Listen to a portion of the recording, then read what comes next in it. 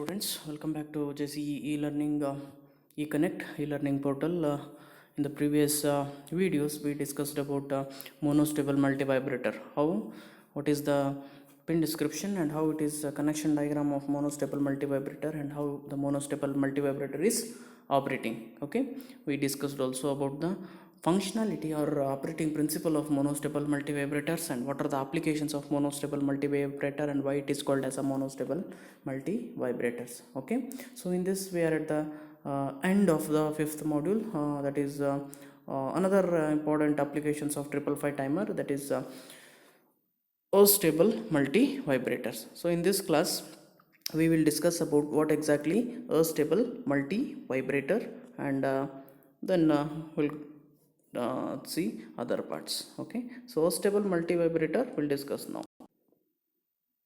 This stable multivibrator is once again, as I said in the previous video, we discussed monostable multivibrator. There at least one is a stable state in the previous case. So it is astable means there is no stable states in this particular type. Okay, so you can see, so the state of the output is not stable. Sometimes you will get the smaller values of the smaller value of pulse, and sometimes you will get the larger value of the pulse. So you will not get any stable state in this type of the multivibrator circuit.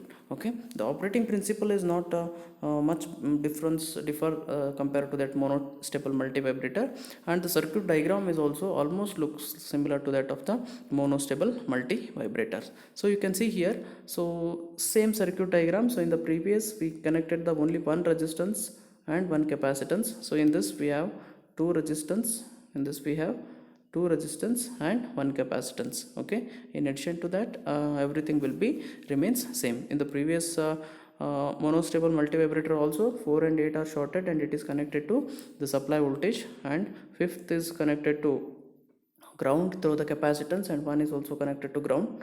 Okay, and 3 is output as usual, the output of the we can see the output here at the point 3. Okay, so this is the basic. Okay, next is here, so from VCC one resistance is two resistance RA and RB are connected, plus capacitance is also connected to ground here. Okay, so pin number 7 is connected between RA and RB. Okay, pin number 6 and 2 are shorted and they are connected between RB and C. Okay, this is the connection diagram of a stable multivibrator. Okay, so here the various pin descriptions are also given. So one is for a ground connection, 2 is triggering, 3 is output. Okay, and 4 is for resetting purpose, 5 is for FM input, that is frequency modulated input, that is to not used here, and the 6 is threshold, 7 is to discharge and voltage supply button. Okay, 8 is to supply the power supply to the IC. Okay, this is the circuit diagram of your stable multivibrator. As it is, as I said, there is no stable state. One in the case of previous, there one stable state and one quasi stable state, but a stable multivibrator there is no stable output we are getting in this. It is also, multivibrator is nothing but a square wave pulse generator. So here also there is no stable state. Okay, so I mean the duration of on time and the duration of off time, or T on and T off, will not be matching. They are very different. That is why it's a stable one. The output, nature of the output which we are getting from this is stable, I mean not stable. That is why it is called as a stable multivibrator. Okay, this is a general block diagram. As I said, 555 timer. So internally it consisting of a comparator, flip-flops, transistors, inverters, various things that is not shown here. It is just a block diagram representation. Okay, here it is actual schematic representation of a stable multivibrator. I mean 555 timer will be acting as an unstable multivibrator. You can just see the dotted line, dotted box is a 555 timer. Okay, and what are the 555 timer internally consisting of? Everything is there. It is a your comparators, flip-flops, okay, and the transistors, voltage divider network, okay, and the output, everything is there. Okay, the addition is, once again we have to connect these RA, RB and C to the different pins of the 555 IC. Okay, and the supply is also given here, the supply is also connected here, so through that it will assess the supply. So this is a functional block diagram or functional diagram of a stable multivibrator using a 555 timer. Okay, this is you can just remember these internal structures while explaining the operating principle. This is very helpful. So A1, it consisting of comparator A1, A2, flip-flop what it consists, RS, a function of the flip-flops you know already in the previous semester. So RS, Q bar is the RS is input of your flip-flop, Q and S bar, Q bar are the outputs of the flip-flops. So that plays very vital role. You will just come to know while explaining the operating principle. Okay, so stable multivibrator description, it is already told here. It is connect the external timing capacitor. Okay, it's already told while explaining the circuit diagram. So split resistance RA, RB and it is connected to junction 3. So remove the trigger output, monostable converted into astable multivibrator. If you remove the triggering output, triggering pulse, the monostable is converted into astable multivibrator. So this circuit has no stable state. As I said, this is no stable state. The circuit changes its states alternatively. So the state of the output will be changes alternatively. Hence the operation is also called as a free running oscillator. Okay, there is no stable state. Alternatively, there is a pulse width is changing, so it is called as a free running oscillator. Okay, that is the thing here. Now, so these are the descriptions or the diagram contents, what all the things it is having. So it's a voltage divider network, it consisting of voltage divider network. So one, that is voltage at the one first comparator, that is VTH, we can call it as V1. So it is 2 by 3 times of the VCC, and the voltage at the comparator 2, it is 1 by 3 times of the VCC. So two comparators we are used. So for A1, so the VTH is the saturation voltage. If it is greater than the threshold voltage, the state of the flip-flop will be high, R of the flip-flop will be high.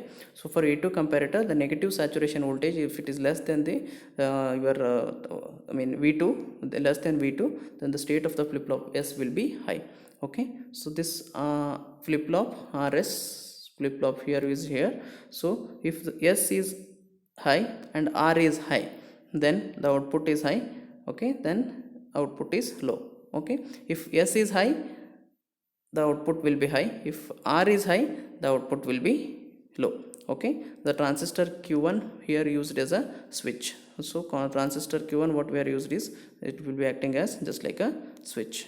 Okay, that is the description of various components of a stable multivibrator. So just while explaining this points, you just have to recall the block diagram or functional diagram of a stable multivibrator. So first point, so you just assume that initially the capacitor is at the discharged mode, there is no charge in the capacitor. So for the comparator A1, okay, so supply voltage is 0 and for AC also 0. Okay, so if both are 0, then R is low, S is high, the output is equal to VCC.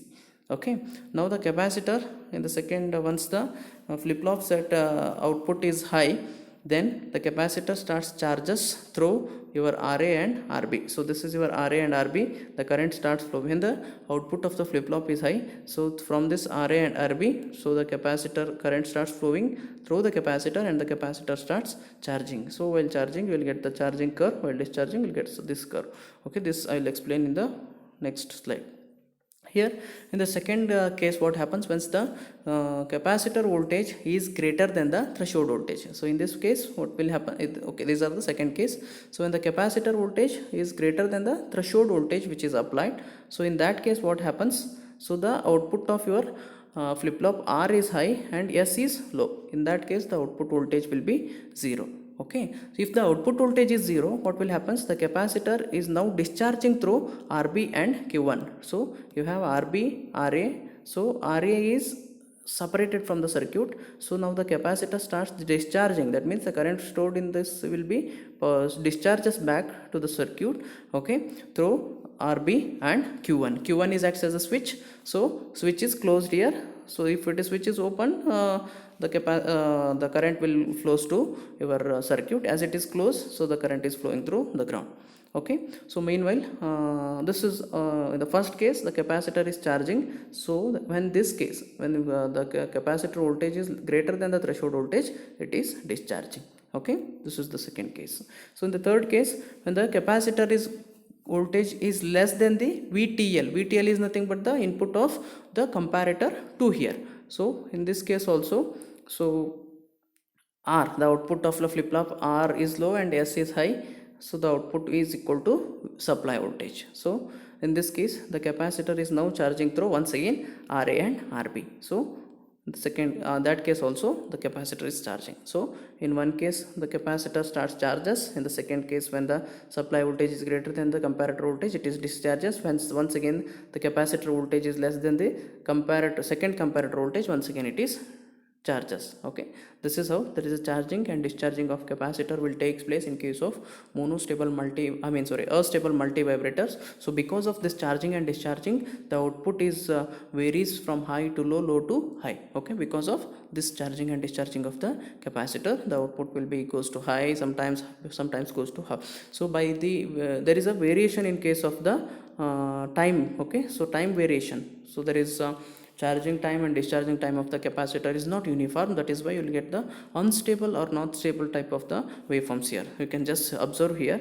So this is the time required for charging of the capacitor, and it is discharging at a very small interval. So it is taking much time to charge and it discharging at the small interval. Okay, so here this is your charging time, and then this is your discharging time. Here it is discharging time and this is your discharging time. So this is how the alternative charging and discharging. So variation of what we can say charging and discharging time will lead you to give the unstable form of a output voltage. That is why it is called as a astable multivibrator. So you can see here the charging time. So positive pulse is high, it has a larger duration, whereas the negative pulse has a smaller duration. Similarly, positive pulse has a larger duration, negative pulse has a smaller duration. So this is how. So in non-linear type of output voltage, as you are getting at the output side, not stable output we are getting at the output side. So that is why it is called as a stable multivibrator. So the first waveforms will show the charging and discharging, that is the voltage across the capacitor, and this is the output voltage of a 555 timer as an unstable multivibrator. Okay, so that is about your pin diagram, working principle of astable multivibrators. Now we'll discuss about the behavioral aspects of astable multivibrators. So these astable multivibrators is simply an oscillator. As I said, all the multivibrators are on oscillators.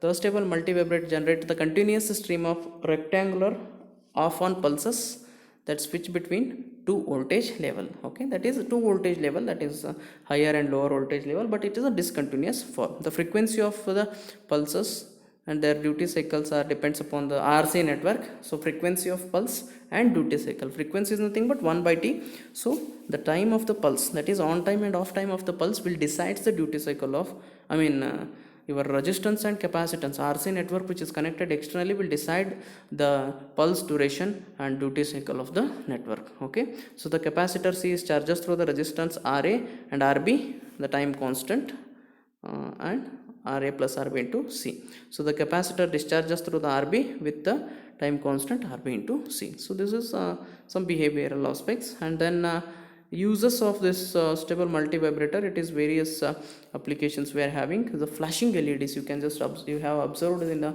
decorative items, LEDs are some flashing LEDs. You may find these in some decoration purpose. So there also flashing LEDs, this stable multivibrator is used. So in the pulse width modulation technique, so pulse width modulation also it is used, and pulse position modulation, it's also similar kind of pulse width modulation, and periodic timers. So once again it is LED applications, periodic timer applications, and uses, once again it includes uses in the light emitting diodes for decorative purpose, and also pulse generation, logical clocks. Okay, and also the security alarms and so on. So these are the various applications of stable uses of this stable multivibrator. If you're talking about any specific applications of an stable multivibrators, so it is used in the square wave generator. As I said, the timer itself is a pulse generator, so stable you can get the very variety of square wave output at this particular point. So it is used in the square wave generator,